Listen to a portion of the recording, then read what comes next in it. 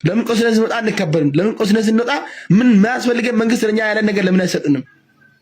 እኛ እኔ እኮ እግሬን ተቆረጥኩት ወይ ደግሞ የአባቴን ሻያስ ወይ ደግሞ የአባቴን ከፍት ይጠበቅኩልን መወደድ አለበት እኮ እኛን አገራችን እኮ እንደዚህ የተቆረጠን እንጂ በእናትን እርሻ ያረሰን እኮ እግሬ ተቆረጥኩት ማለት ነው። ግን ደግሞ እንደዛው ነው። አንድ አመት ሙሉ ቀበሌ ቤት አንድ ግራስ እኮ ለምኛ አጣው እኮ ነው።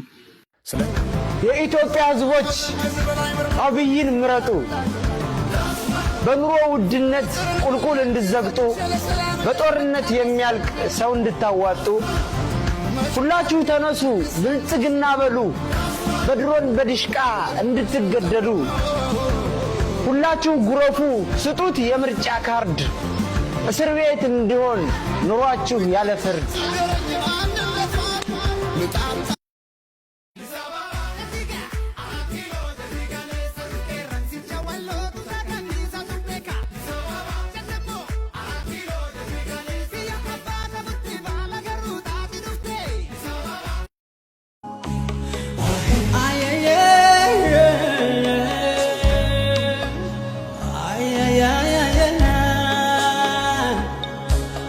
ቀየውም ጦር ሜዳ መሬቱም የሰራዊት ሞያ የሆነበት አርሶ አደር ስቀብሩዬ መጨረሻ ቃተኝ አስከሬን ዝም ብለን ብናይ እግዚአብሔር በቁጣ በበረዶ ይመታናል ብለን እየቀበርን ነው ይላል።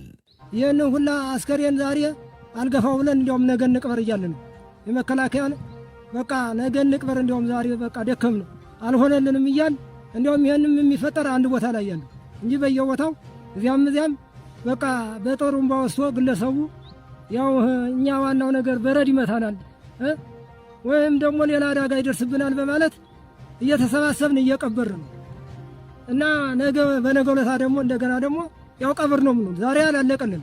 ኢትዮጵያ ውስጥ 10 ዓመት 20 ዓመት ውጊያ ማስቀጠል ይቻላል። ምንም ችግር የለም። ክላሽም አለ፣ ጥይትም አለ፣ ሰውም አለ።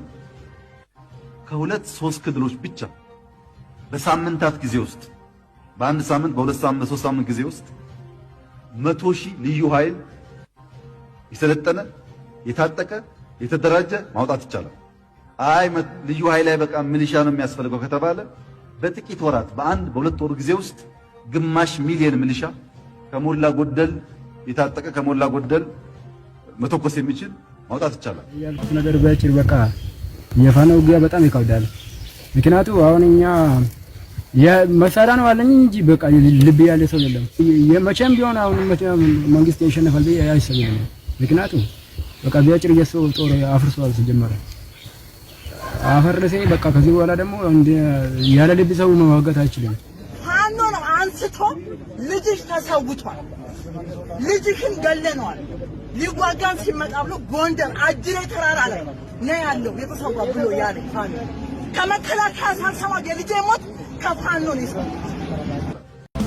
የኢትዮጵያ ህዝቦች አብይን ምረጡ። በኑሮ ውድነት ቁልቁል እንድዘግጡ በጦርነት የሚያልቅ ሰው እንድታዋጡ ሁላችሁ ተነሱ ብልጽግና በሉ። በድሮን በድሽቃ እንድትገደሉ። ሁለት አይኑ እንደዚህ እንደምታዩት ሁለት አይኑ ጠፍቷል ማለት ነው። እና እንዴት ነው የጠፋው ካላችሁ ወታደር ነው ያው ግዳጅ ተሰጥቷቸው ግዳጅ በሄዱበት ሳላ ድንገት በሌሊት ደፈጣ ተይዞባቸው ያላሰቡት ተኩሶባቸው በድንገት ከትልቅ ተራራ ላይ አዳልጦት ወድቆ በሁለት አይኑ ነው እንደዚህ የተፈጠፈጠው ማለት ነው። እና ከሁለት አይኑ ሁለቱም አይኖች ተጎድተዋል። አንዱ ከጥቅም ውጪ እንደሆነ ዶክተሩ ነግሮታል ማለት ነው። እና እንደምታዩት አንዱ አይነ ትንሽ ሕክምና ካገኘና የሚከታተል ከሆነ ተስፋ እንዳለው ነው ነገር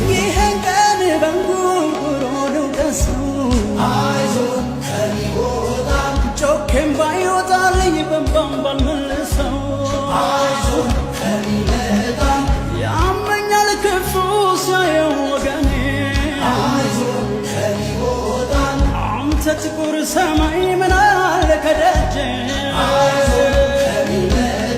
የፈሰሰ ውሃ ምንስ ባይታፈስ አይቀር በፈጣሪ እንባ ሳይታበስ አይዞህ ወገን በልተስናናለን ነግቶ ፀሐይ እስከምትወጣለን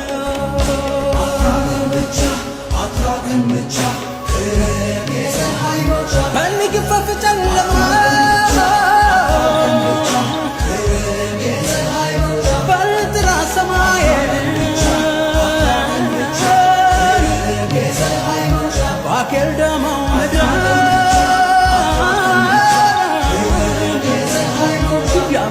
ስጋዬ